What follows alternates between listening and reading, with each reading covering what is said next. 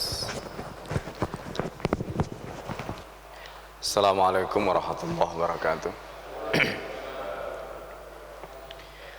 Bismillahirrahmanirrahim. Alhamdulillah, salatu ala rasulillah wa ala alihi wa sahbihi wa mawalah. La hawla wa la quwwata illa billah. Rabbi syrah li sadri wa yassir li amri wa hlul uqdatan min lisani yafqahu qawli. Allahumma inna a'udzubika an adilla wa dhalla zilla wa zilla aw adlima aw udlama wa ajala yajzana alaih. Para jamaah Masjid Al-Hidayah yang dimuliakan oleh Allah Subhanahu wa taala. Alhamdulillah,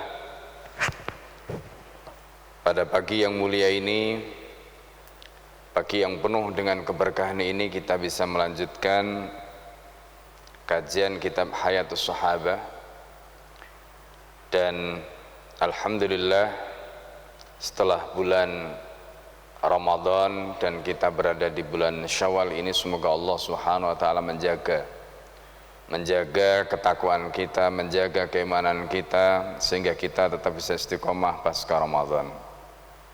Kita bisa ajak ibadahnya. Pada kesempatan yang mulia ini, kita akan melanjutkan pembahasan tentang wasiat Umar radhiyallahu an. Wasiat Umar kepada para pengganti Umar setelah Umar wafat. Ini yang beliau sampaikan. Mari kita bacakan Al-Fatihah untuk mu'alif kitab ini. Semoga Allah Subhanahu wa taala memberikan futuh kepada kita, sehingga ilmu yang kita pelajari pada pagi hari ini bisa menjadi ilmu yang bermanfaat dalam kehidupan kita di dunia maupun di akhirat. Amin. Ala hadiniyah wa likulli niyatin salihah. Al-Fatihah. A'udzubillahi minasyaitonir rajim. Bismillahirrahmanirrahim. Alhamdulillah rabbil alamin.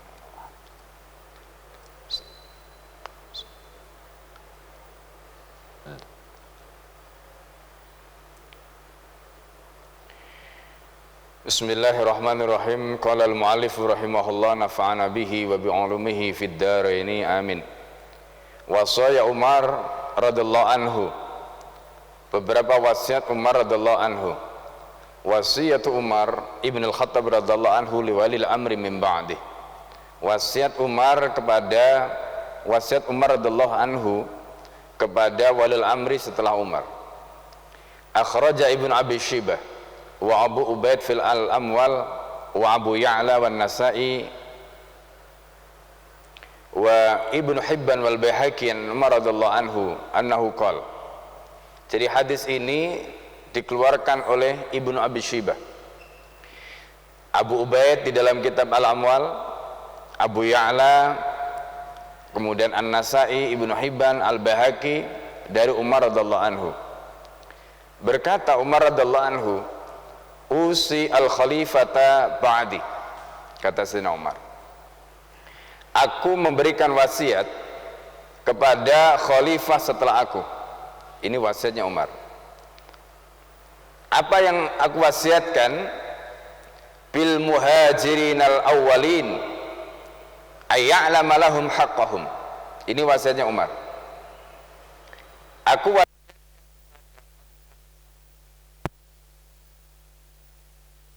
agar mereka mengetahui hak-haknya orang muhajirin yang pertama. Jadi orang muhajirin yang pertama, generasi awal, mereka yang hijrah dari Mekah ke Madinah. Ini wasiat yang disampaikan oleh Umar kepada khalifah setelahnya. Kenapa wasiat ini penting? Karena dalam pandangan Umar, mereka yang memiliki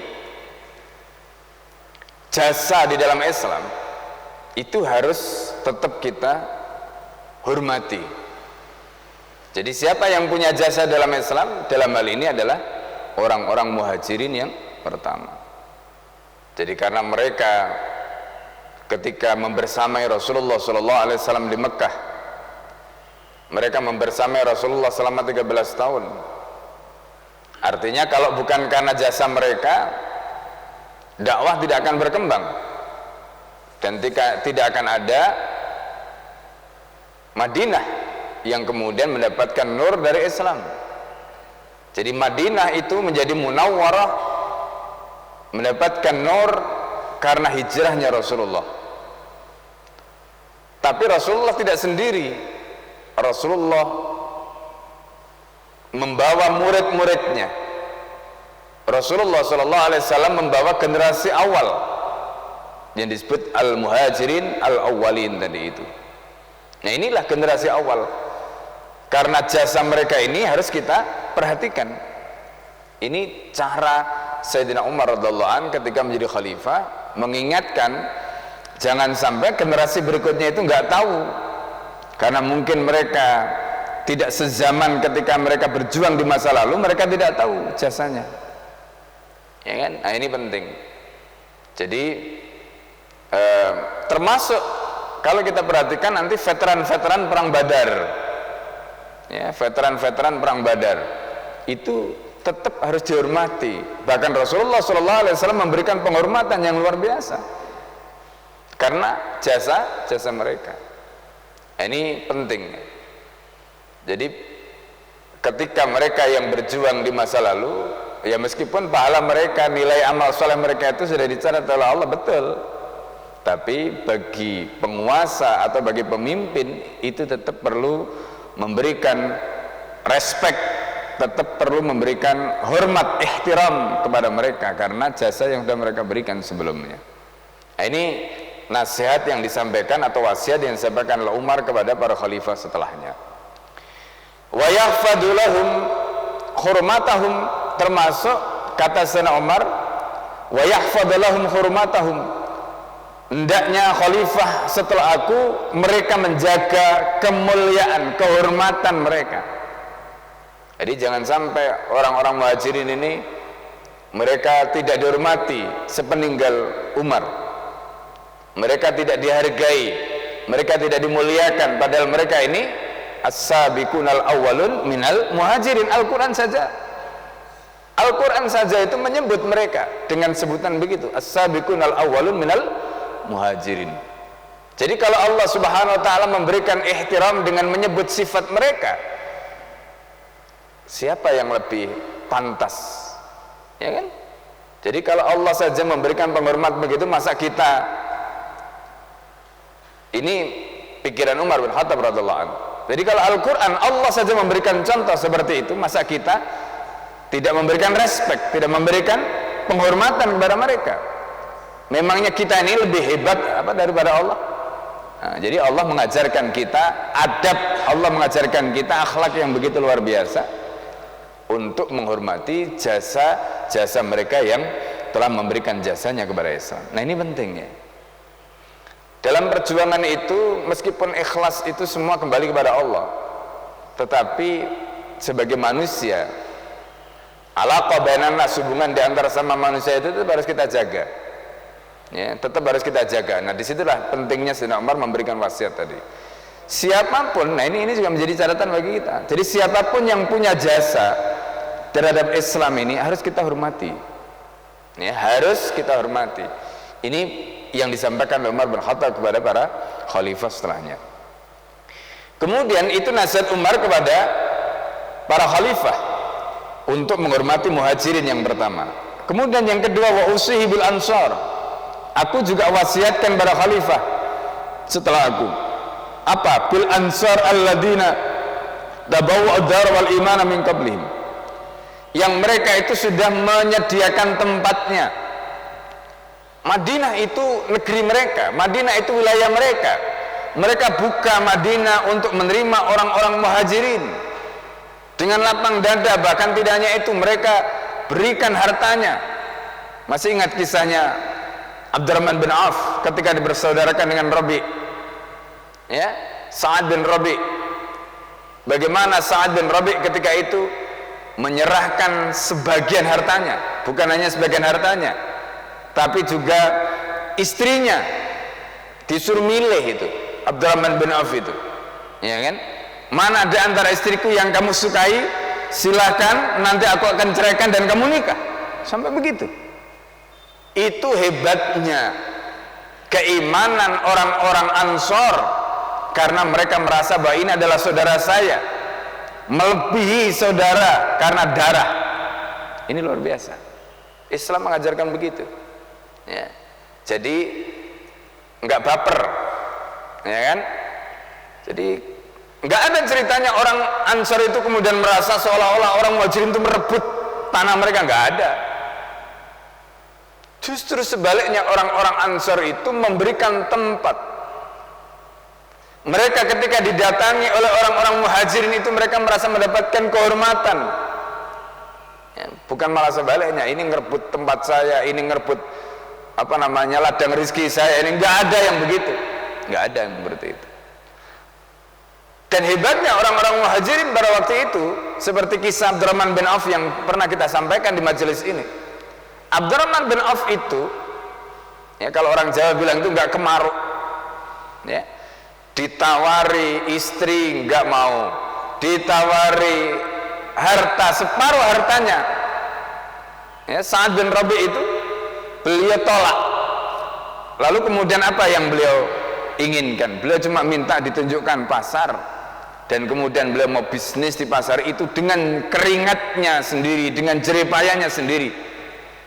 Itu yang dilakukan oleh Abdurrahman bin Auf. Dan apa yang terjadi kemudian? Subhanallah, dalam banyak riwayat sirah kemudian disebutkan Abdurrahman bin Auf itu kekayaannya, semua penduduk Madinah tidak ada yang tidak merasakan kekayaannya Abdurrahman bin Auf.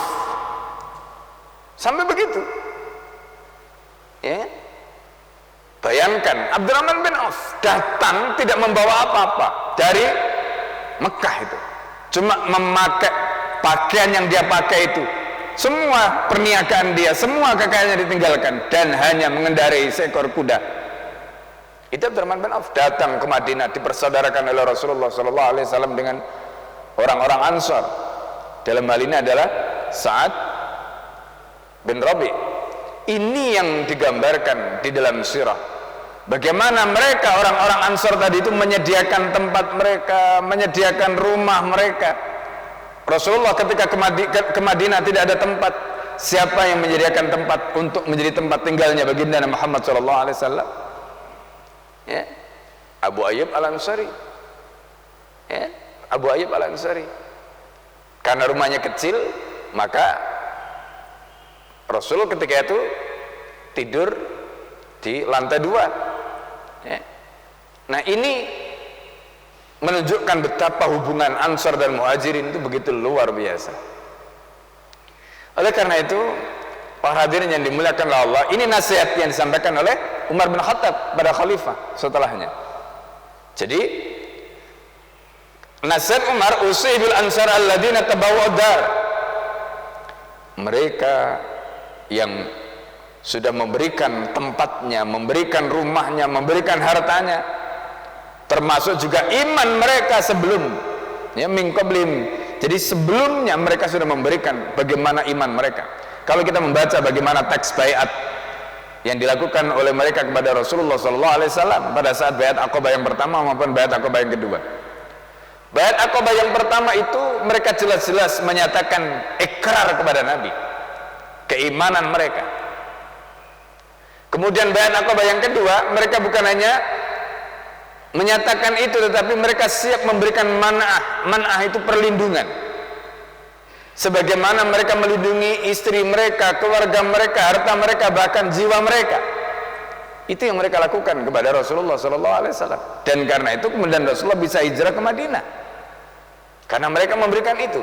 Pertanyaannya kemudian, apa yang menyebabkan orang-orang Ansor itu bisa memberikan semuanya itu, kalau bukan karena iman? Iman. Coba bayangkan, mereka itu sudah diingatkan, kalau kalian melakukan ini maka kalian akan berhadapan dengan seluruh bangsa Arab. Apa kata mereka? Nggak ada masalah. Kalau bukan karena imannya, apa kira-kira menjadikan orang-orang Ansor tadi itu siap mati membela Islam, siap mati membela Rasulullah, siap berperang untuk menghadapi siapapun yang dihadapi oleh Rasulullah dan Islam ini? Itu orang-orang Ansor. Ya, jadi makanya nasihat Umar kepada para penguasa, para khalifah setelahnya, agar memperlakukan mereka orang-orang Ansar ini dengan baik. Apa nasihat Umar? Ayyak balamin muhsinihim. Jadi kalau orang-orang Ansar yang muhsin, yang baik, yang memberikan nafkahnya, yang memberikan hartanya untuk Islam, untuk negara ketika itu, maka nasihat Umar ayat bala agar diterima, ya, karena mereka itu bukan hanya memberikan pada saat itu, tetapi mereka sudah memberikan itu semua di masa Rasulullah SAW. Artinya apa? Mereka melakukan itu karena keikhlasan mereka. Mereka melakukan itu karena keimanan mereka, bukan karena pamrih, bukan karena yang lain. Makanya orang berjuang itu beda ketika masih susah dan ketika sudah menang. Orang yang berjuang pada saat menang itu kan ibaratnya tinggal istilahnya itu numpang gitu. Yang benar-benar berjuang dan benar-benar ikhlas itu mereka-mereka yang dari awal, dari masa-masa susah itu, ya. Makanya ketika perjuangan ini sudah mulai berhasil, itu banyak penumpang-penumpang gelap, dengan berbagai macam kepentingannya gitu. Nah, nasihat Umar kepada para khalifah, orang-orang Ansar ini yang memberikan hartanya macam-macam ini, mereka bukan penumpang gelap istilahnya begitu. Mereka ini betul-betul orang yang dari awal sejak zaman Nabi itu mereka sudah memberikan itu. Bukan karena mereka pamrih, bukan karena mereka enggak. Maka terima apa yang mereka berikan itu. Karena itu lahir dari ketulusan hati mereka. Karena mereka sudah melakukan itu sejak zaman Rasulullah SAW. Ini, ya. Kemudian kalau mereka berbuat baik, maka terimalah kebaikan mereka. Wa ya'fu an musihim, begitu juga sebaliknya. Kalau mereka itu melakukan perkara yang namanya manusia tidak ada yang sempurna, kalau ada di antara mereka yang melakukan hal yang buruk, maka maafkanlah mereka, ya. Wa ya'fu an musihim, kata Sayyidina Umar. Ini orang-orang yang luar biasa. Jadi namanya manusia itu kan ya itu tadi, kadang baik, kadang buruk. Nggak ada manusia yang stabil baik terus. Ada kalanya manusia itu terpeleset. Ada kalanya manusia itu ya namanya setan. Dan setan itu luar biasa ya. Kerjaan mereka itu kan memang fokus. Setan itu fokus setan itu. Coba bayangkan ya. Ada satu riwayat yang menarik itu dalam hadis itu. Jadi jangankan orang yang biasa ya, suami istri saja habis berhubungan itu setan bisa memprovokasi mereka sehingga berkelahi kok. Kurang apa coba? Padahal suami istri ini baru saja berhubungan, ya. Makanya habis berhubungan berantem. Itu setan itu sampai begitu, dia fokus, saking fokusnya itu setan. Apalagi orang biasa dengan orang lain, ya. Nah, makanya Sayyidina Umar memberikan nasihat kepada para khalifah ini, kalaulah ada orang Ansar yang melakukan kesalahan, maafkanlah. Kenapa? Karena dengan memaafkan itu berarti kita memutus mata rantai kesalahan dia. Jadi orang itu makanya nggak boleh jadi pendendam, itu tidak boleh. Ya, Islam itu mengajarkan begitu. Mudah memaafkan. Wal kadhiminal ghaidha wal 'afina 'anil nas. Itu ayatnya. Kalau kita marah, sembunyikan kemarahan itu. Wal kadhiminal ghaidha wal 'afina 'anil nas. Dan maafkanlah. Jangan mendendam. Ini gambaran yang disebutkan dalam Al-Qur'an. Makanya Al-Quran mengajarkan taubat, Al-Quran mengajarkan memaafkan. Taubat itu dari dirinya. Supaya apa? Dia bisa memutus mata rantai kejahatan dia sebelumnya. Dia bisa memotong masa lalunya. Maka Allah memberikan kesempatan untuk bertaubat. Ketika kita punya kesalahan pada orang-orang itu memaafkan, juga begitu. Maaf itu bisa memutus. Coba bayangkan kalau orang itu nggak pernah dimaafkan, kira-kira orang yang bersalah tadi itu akan merasa bersalah terus, ya kan? Tapi ketika orang yang menjadi objek tadi itu memaafkan, maka orang itu akan merasa plong. Dan ketika dia sudah merasa plong, dia bisa mengakhiri kesalahan dia dan membuka lembaran baru. Itu ajaran Islam. Maka Umar bin Khattab memberikan nasihat kepada para khalifah agar mereka memaafkan. Jangan sampai gara-gara seperti itu maka kemudian kesalahan tadi itu terus ditumpuk sehingga orang itu akhirnya mau baik jadi nggak jadi baik. Kenapa? Gara-gara beban masa lalu, kesalahan-kesalahan yang belum termaafkan tadi itu. Nah, ini penting. Nah, ini juga pelajaran bagi kita, ya. Mungkin istri kita punya salah, begitu juga sebaliknya, ya. Mungkin anak kita punya salah atau begitu juga sebaliknya. Maka sifat orang mukmin itu tadi, wal kadhiminal ghadha wal afina anin nas. Nah, ini diantara nasihat Umar bin Khattab. Apalagi ketika posisi itu ada pada khalifah, maka menjadi khalifah atau kepala negara tidak boleh punya sifat pendendam, tidak boleh. Ya, kalau orang Jawa bilang ngecingan, ya. Jadi pokoknya orang itu, nah ini kayak apa namanya, dosen killer. Nah, jadi tidak boleh, ya tidak boleh. Nah, ini nasihat Umar bin Khattab radhiyallahu anhu. Kemudian beliau mengatakan wa usiba alal ansar.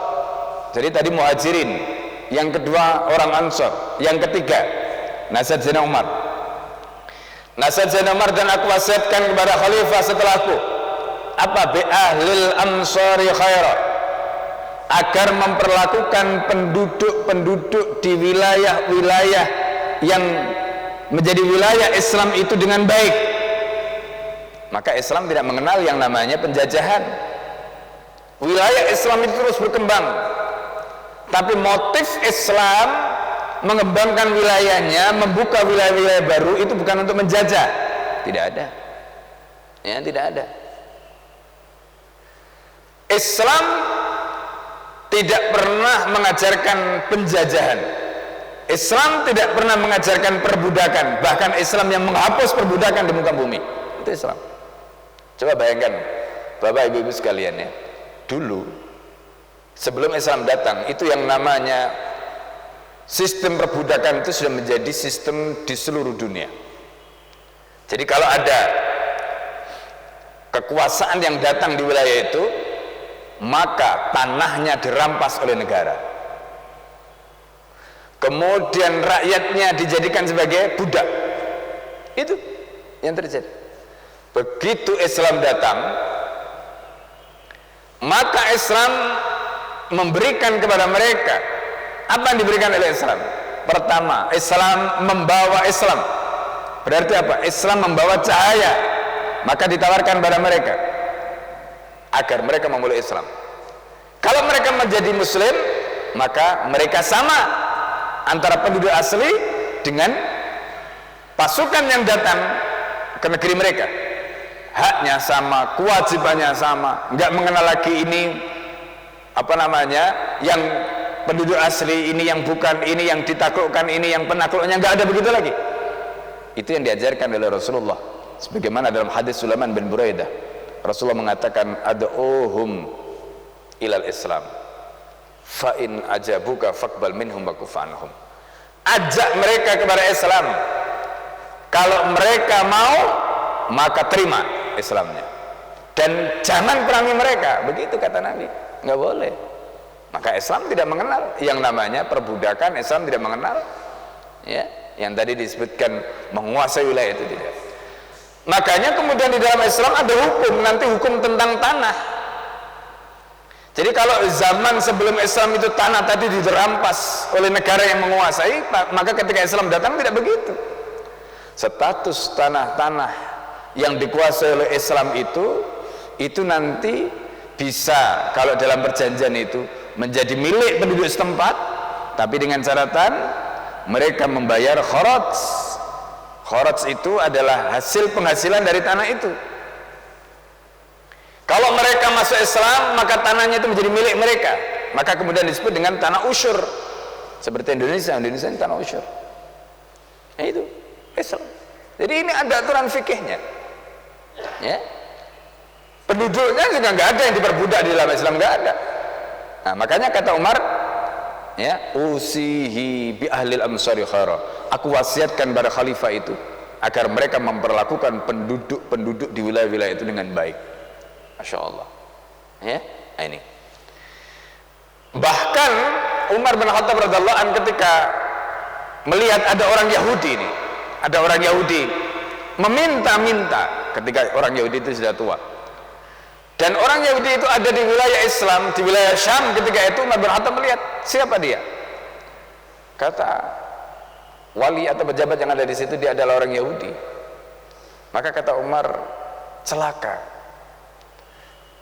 kita mengambil jizyah dari dia ketika dia kuat, tapi begitu dia tua renta seperti ini, kita nggak mengurusi dia. Apa yang akan kita katakan nanti di depan Allah Subhanahu wa taala? Begitu. Jadi apa namanya, orang non muslim pun yang hidup di dalam Islam, dia punya hak sandang, papan, pangan dijamin oleh negara, apalagi ketika dia sudah dalam keadaan tua renta seperti itu. Ya. Ini aturan Islam, diatur begitu luar biasa. Kemudian kata Sayyidina Umar, fa innahum ridul Islam. Ya. Karena mereka penduduk tadi itu, mereka itu adalah ridul Islam, mereka penolong-penolong Islam. Coba bayangkan kalau sikap Islam kepada penduduk-penduduk tadi itu tidak baik, kira-kira bagaimana hati mereka, perasaan mereka? Pasti akan berontak, pasti akan marah. Tetapi karena Islam memperlakukan mereka dengan baik, sehingga tidak ada lagi bedanya ini yang menaklukkan, ini yang ditaklukkan, gak ada lagi, perasaan itu hilang dan mereka berhasil dilebur, maka mereka menjadi penolong-penolong Islam. Jadi Islam itu bukan hanya omong. Umar bin Khattab membawa Islam itu juga mulai dari pikirannya, hatinya, perilakunya, semuanya itu Islam. Sehingga apa yang terjadi? Orang itu memeluk Islam dengan keyakinannya, kemudian mereka menjadi bagian dari marketing, ya kan? Menyebarkan Islam, menjadi pengemban dakwah Islam. Kenapa? Karena mereka bangga dengan Islam. Nah ini. Kenapa mereka? Karena mereka merasakan ketika mereka hidup di dalam naungan Islam, mereka merasakan betapa adilnya Islam, betapa indahnya Islam. Itu. Maka kemudian mereka menyebarkan Islam. Nah, ini. Itu yang dikatakan tadi, fa innahum ridul Islam, mereka menjadi pembela Islam. Mereka menjadi penolong Islam. Nah, ini. Maka perlakukan mereka dengan baik. Kalau khalifah itu tidak memperlakukan mereka dengan baik, akhirnya yang muncul persepsinya, oh ternyata sama saja ya. Kita dulu diperintah oleh Yunani juga, perintah oleh orang Kristen juga kayak begini, diperintah oleh orang Yahudi juga kayak begini, diperintah oleh Persia juga kayak begini. Kalau begitu apa bedanya Islam dengan yang lain? Akan begitu, muncul begitu. Maka ini dihilangkan oleh Umar, dihapus oleh Umar, supaya apa? Orang kemudian punya persepsi Islam tidak sama dengan yang lain. Begitu. Begitu mereka punya persepsi yang benar tentang Islam, maka mereka menjadi pembela Islam. Mereka menjadi tadi itu bagian dari marketing tadi itu yang menyebarkan Islam. Nah ini penting, ya. Nah ini makanya ada ungkapan al-Islamu mahjubun bi ahlihi, yang menghalangi Islam itu orang Islam sendiri. Ya kan? Islam itu jelek itu bukan karena Islamnya, tapi karena orangnya. Sehingga orang yang pengen Islam itu jadi melihat orangnya itu nggak respect gitu. Makanya ada istilah al-Islamu mahjubun bi ahlihi. Islam itu tertutup oleh orangnya. Gara-gara orang Islam itu kayak begitu perilakunya, ya, adab dan akhlaknya, maka orang kemudian tidak respect, ya kan, dengan Islam. Nah ini, jadi kan sekarang itu muncul narasi yang menyerang Islam. Nah kalau orang itu tidak punya gambaran Islam yang benar, kemakan narasi tadi. Nah karena itu tugas kita menyampaikan Islam yang benar, menampilkan Islam yang benar, ucapannya, perbuatannya, postingannya juga begitu, ya, menggambarkan Islam yang benar supaya apa tadi? Orang kemudian melihat Islam itu tidak terhalangi karena perilaku kita. Ini itu yang disampaikan tadi, fa innahum ridul Islam. Kemudian mereka itu juga wajubatul amwal, mereka itu juga orang-orang yang akan memungut hartanya, mengambil hartanya, diberikan kepada siapa? Diberikan kepada negara. Lah kalau mereka itu hatinya plong, hatinya ridho, hatinya rela, mereka akan memberikan itu. Coba bayangkan, Islam itu pernah memimpin 2/3 dunia. Nggak ada negara sebesar Islam itu, nggak ada. Pernah memimpin 2/3 dunia, wilayahnya itu meliputi 22 juta kilometer persegi. Amerika sekarang itu nggak ada apa-apanya dengan Cina, itu nggak ada apa-apanya. Nah inilah yang sebenarnya ditakutkan. Kalau ini kembali lagi, yang 2/3 dunia itu kembali lagi, kemudian jumlah penduduknya di seluruh dunia itu lebih dari 1,6 miliar, ini kembali lagi. Pertanyaannya, siapa kekuatan yang bisa menghalangi? Siapa kekuatan yang bisa menghadapi Islam? Nggak ada, ya kan? Dan apakah itu bisa? Kenapa tidak? Wong ini dalam sejarahnya pernah ada kok. Makanya kemudian diciptakan pemahaman tentang nation state itu supaya apa? Mereka tidak bersatu, ya kan? Supaya mereka tidak bersatu. Kalau mereka tidak bersatu, mereka bisa dijajah. Kalau mereka bersatu, mereka tidak bisa dijajah. Seperti sapu lidi itu, kalau sapu lidi itu sendiri nggak bisa dipakai apa-apa, tapi begitu sapu lidi yang kecil-kecil tadi disatukan, maka dipakai untuk nyapu, maka untuk membersihkan, bersih. Itulah umat Islam, ya kan? Nah, jadi luar biasa sejarah. Nah ini pentingnya kita belajar sejarah. Jadi kalau mereka itu bersatu, kemudian mereka mengumpulkan hartanya dikembalikan kepada Baitul Malnya kaum muslimin itu, masya Allah. Makanya pada zaman Nabi negara itu masih miskin. Zaman Abu Bakar sudah mulai, zaman Umar apalagi. Ya, cuma Sayyidina Umar kemudian nangis ketika negara itu udah mulai uangnya banyak, hartanya banyak, nangis. Karena itu sudah tabiat manusia, begitu mereka sudah kaya, mereka lupa dengan akhirat. Begitu hartanya sudah berlimpah, mereka sudah mulai lupa dengan akhirat. Nah ini setan tadi,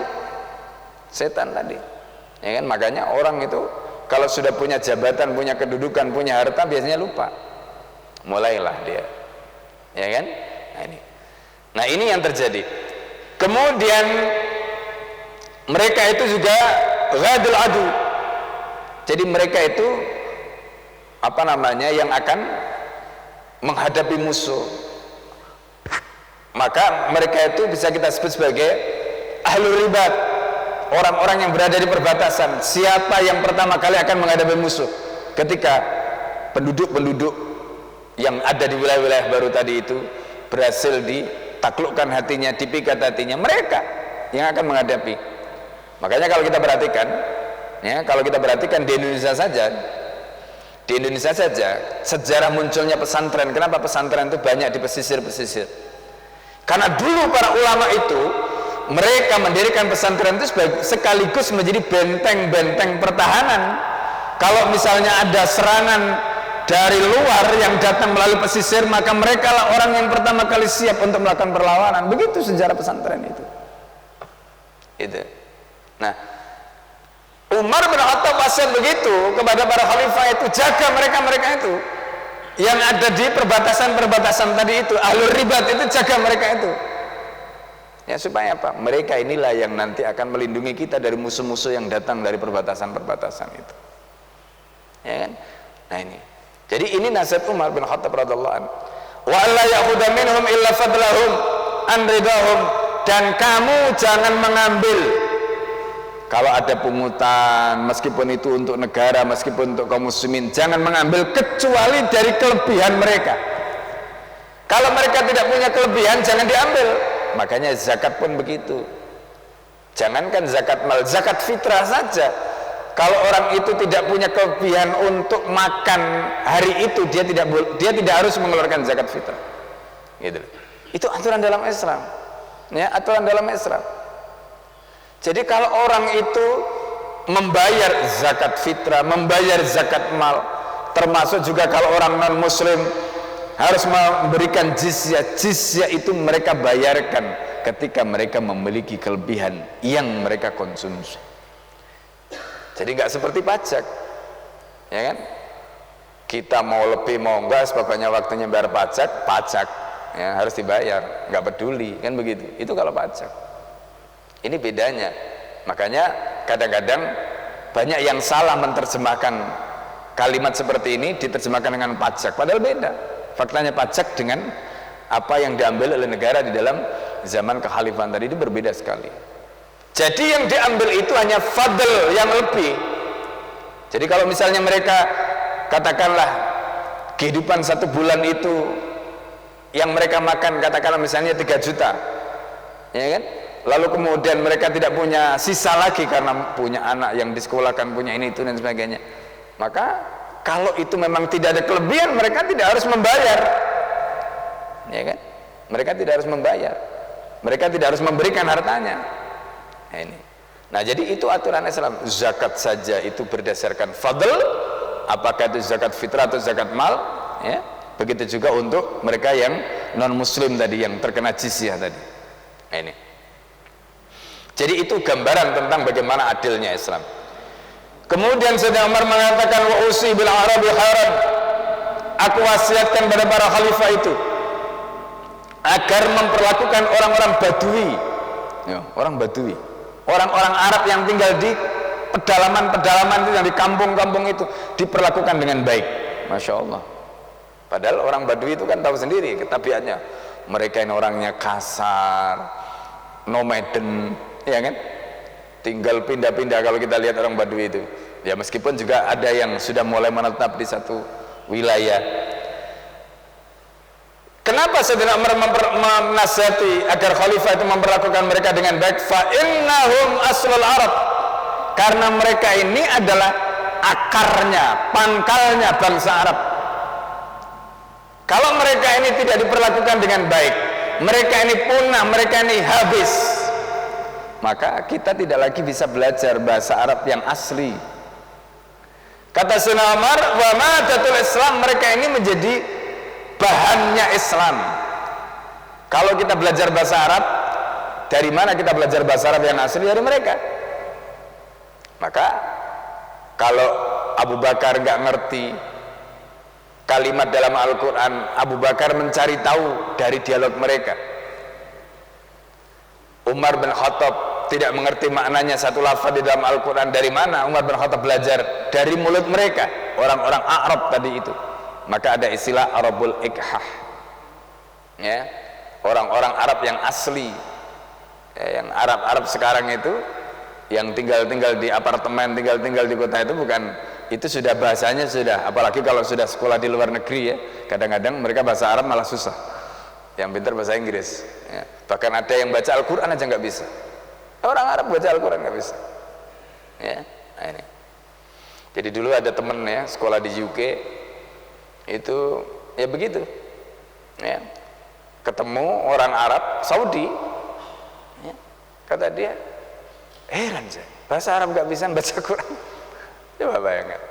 Nah, ini. Jadi, nah ini hal-hal yang apa namanya, kadang-kadang ironi, karena mungkin dibesarkan di dalam lingkungan seperti itu, ya, ngomong pakai bahasa Inggris terus, ya, bahasanya juga tulisannya tulisan Latin terus, sehingga sudah lupa dengan akar budayanya. Ada begitu, ya, dan itu terjadi, ya. Itu kayak Turki, ya. Turki itu kan tulisan-tulisan, kalau di istana, kalau kita baca tulisan-tulisannya itu kan bahasa Arab, sementara bahasa Arab itu sudah dihapus oleh Kemal Atatürk. Maka generasi Turki, orang-orang Turki sekarang sudah nggak bisa lagi baca tulisan-tulisan peninggalan nenek moyang mereka, kecuali yang belajar bahasa Arab. Itu jahatnya penjajah, jahatnya apa namanya, Inggris, ya, ketika itu dengan apa, Perancis dan orang-orang Yahudi memisahkan umat Islam ini dari khasanah, ya, dari peninggalan, dari warisan mereka. Makanya mereka sangat takut sekali ketika sekarang umat Islam berlomba-lomba menghafalkan Al-Quran, kembali kepada Al-Quran. Mereka takut sekali, karena ini yang akan mengembalikan kejayaan mereka sebagaimana dulu di zaman Nabi dan para sahabat. Nah, ini makanya kalau kita lihat dari hari ini banyak narasi-narasi yang dibangun untuk menyudutkan Islam, supaya orang Islam itu tidak cinta dengan Islam, supaya orang Islam itu tidak rindu kepada Islam. Itu bagian dari proyek mereka, ya, sekularisasi tadi itu. Makanya kita harus hati-hati. Nah, ini nasihatnya Umar bin Khattab agar memperlakukan orang Badui, Arab asli tadi itu dengan baik, karena mereka ini adalah merupakan aslul Arab wa madatul Islam. Kemudian ayyakhudha min hawashi amwalihim, Jadi maksudnya apa? Hawashi amwalihim itu. Jadi mereka itu, hawashi itu adalah jamak dari khasyah. Khasyah itu biasanya ada di samping, ya.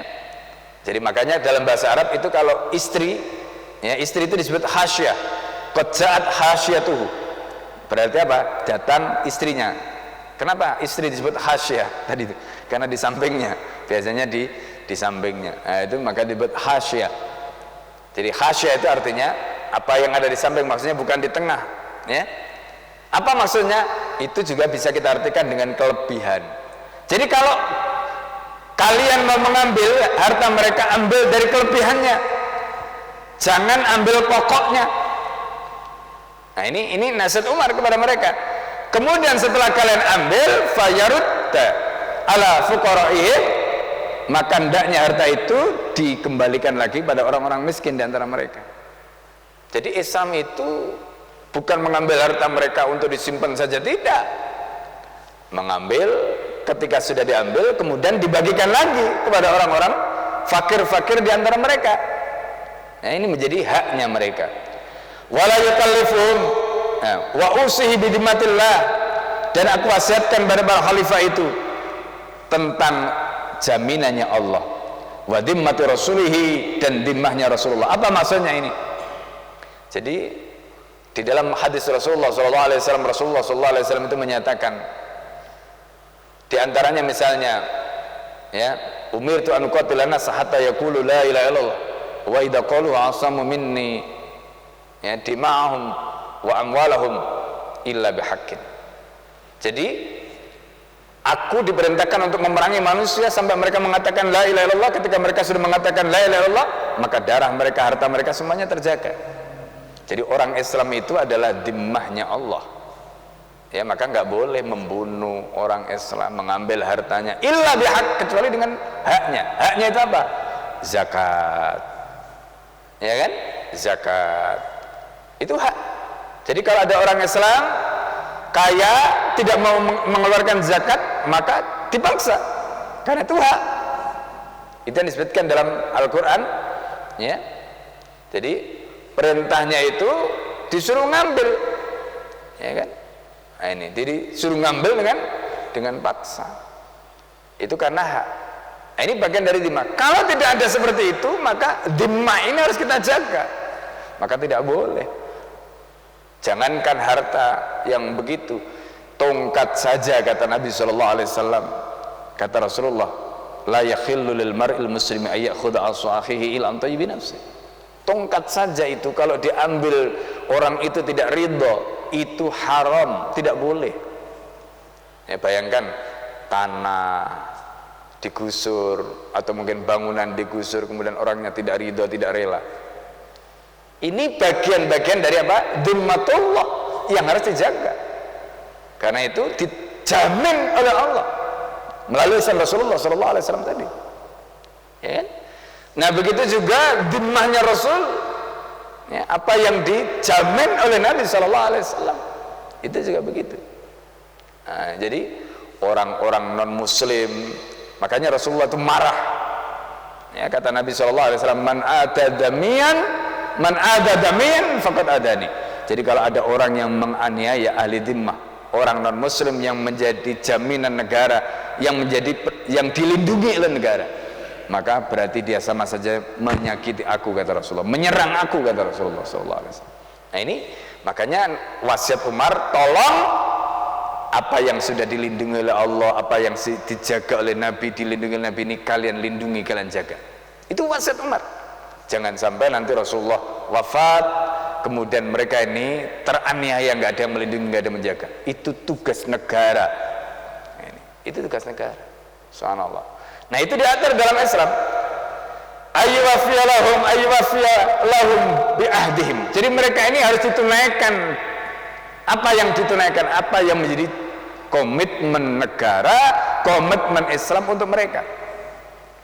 Orang non muslim itu begitu mereka dilindungi oleh Islam, mereka tetap boleh mereka memeluk agama mereka. Harta mereka dilindungi, nyawa mereka dilindungi, kehormatan mereka dilindungi.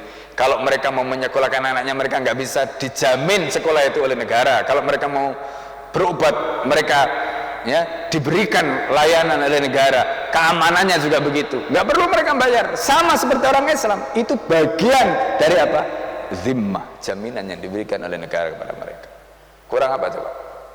Luar biasa Islam. Jadi Masya Allah, Islam itu syariatnya, makanya Rasulullah mengatakan al-Islamu ya'lu wa la yu'la alaih. Islam itu tinggi dan tidak akan ada yang bisa mengalahkan ketinggian Islam. Jadi nggak ada yang namanya rasis, diskriminasi, itu nggak ada dalam Islam. Jadi kalau ada yang mengatakan Islam itu anti kebinekaan, itu narasi jahat, ya, narasi jahat untuk menyudutkan Islam. Karena sudah jelas kok, Islam itu dimahnya dijaga, sesama muslim, orang Islam dengan non muslim itu dijaga semua. Lalu bagaimana kemudian Islam disebut sebagai anti kebinekaan? Maka ini narasi yang diciptakan oleh mereka yang benci kepada Islam, ya. Nah, ini yang harus kita pahami. Nah, itu yang digambarkan tadi itu, wa ayyuqatil min waraihim. Jadi mereka itu harus kita lindungi. Kalau ada yang menyerang mereka, mereka ini harus kita lindungi. Itu Islam, ya. Jadi Islam memberikan perlindungan bukan hanya kepada harta mereka, darah mereka, kehormatan mereka. Itu, ya, bahkan kalau ada yang berperkara antara muslim dengan non muslim, kita sudah bahas di dalam majelis ini, ya, bukan karena pertimbangan oh ini dia non muslim harus kita kalahkan, nggak ada begitu. Bahkan ketika dia harus berhadapan dengan kepala negara sekalipun, kepala negara bisa dikalahkan. Masih ingat kasusnya Sayyidina Ali, ya kan, ketika berperkara dengan orang Yahudi dalam kasus pencurian baju besi. Jelas-jelas itu bajunya Sayyidina Ali, kepala negara ketika itu. Tapi karena Sayyidina Ali tidak bisa menghadirkan bukti, dan orang Yahudi itu kekeh, dia nggak mau mengakui, apa yang terjadi? Qadhi Surah memenangkan orang Yahudi itu dan mengalahkan Sayyidina Ali. Padahal ketika itu Sayyidina Ali posisinya sebagai khalifah. Itu menggambarkan betapa adilnya Islam, betapa luar biasanya Islam. Jadi Masya Allah, ya. Nah, cuma kan narasi seperti ini nggak sampai ke telinga orang non muslim kan, itu sehingga yang muncul itu ketakutan yang dibangun itu monster tentang Islam. Islam itu seperti monster. Nanti kalau Islam itu berkuasa, maka kalian akan dilibas, maka kalian akan di bumi hanguskan, kalian akan dibantai, kan begitu redaksinya itu. Nah, ini jahatnya mereka yang membangun redaksi. Nah, boleh jadi orang yang membangun redaksi itu karena bodoh tentang Islam, atau karena punya niat jahat, mereka ingin melanggengkan kekuasaannya supaya Islam tidak berkuasa. Karena kalau Islam yang berkuasa, mereka yang membangun narasi tadi itu, mereka akan kehilangan kekuasaannya, digantikan dengan kekuasaan Islam yang adil. Nah, itu, ya. Nah, ini yang kita harus pahami. Maka kemudian Sayyidina Umar mengatakan, wala yukallifahum illa taqatah. Kalian jangan membebani mereka kecuali sesuai dengan kemampuan mereka. Jadi tidak boleh kita memberikan beban. Ini prinsipnya, la yukallifullahu nafsan illa usaha. Nah, ini prinsipnya. Jadi taklif itu diberikan sesuai dengan kadar kemampuan, tidak boleh lebih. Nah, ini begitu juga seorang pemimpin, dia tidak boleh membebani apa yang dipikulkan, dibebankan kepada rakyatnya tadi itu melebihi kapasitas dan kemampuannya. Terakhir, ya, dalam riwayat yang disampaikan oleh wa akhraja Ibnu Sa'ad Ibnu Asyakir anil Qasim bin Muhammad qala Umar bin Khattab radhiyallahu anhu, dalam riwayat yang terakhir ini disebutkan la ya'lam, ya, man wali hadzal amra min ba'di. Jadi hendaknya orang-orang yang setelahku yang akan mengurus urusan ini, ya. Jadi an sayuridu anhul qaribu wal ba'idu. Apakah yang diinginkan oleh yang dekat maupun yang jauh tadi itu? Itu yang diinginkan Sayyidina Umar, ya. Jadi maksudnya apa? Jadi supaya ini dipahami, ya, semua orang supaya paham ini. Jadi Islam itu adil. Jadi kalau kemudian muncul kezaliman, itu oknum sebenarnya. Itu loh, itu oknum. Jangan kemudian menisbatkan kezaliman itu kepada Islam. Ya kan? Nah, keadilan Islam seperti ini harus dipahami oleh semuanya, supaya punya persepsi yang sama tentang Islam yang begitu luar biasa tadi. Nah, ini yang bisa kami sampaikan di dalam kesempatan yang mulia ini, dan semoga Allah Subhanahu wa taala memberikan kita futuh, membuka mata hati pikiran kita, sehingga ilmu yang Allah sampaikan melalui lisan Al-Fakir ini bisa sampai ke dalam hati-hati kita semua, dan kita bisa mengamalkan ilmu ini, memahami Islam yang sebenar-benarnya sebagaimana yang diwariskan oleh Nabi dan para sahabatnya kepada kita. Amin amin ya rabbal alamin. Saya kira itu. Sebelum kita akhiri, silahkan kalau ada yang ingin bertanya atau menyampaikan sesuatu, falyatafadhal, silakan kalau ada.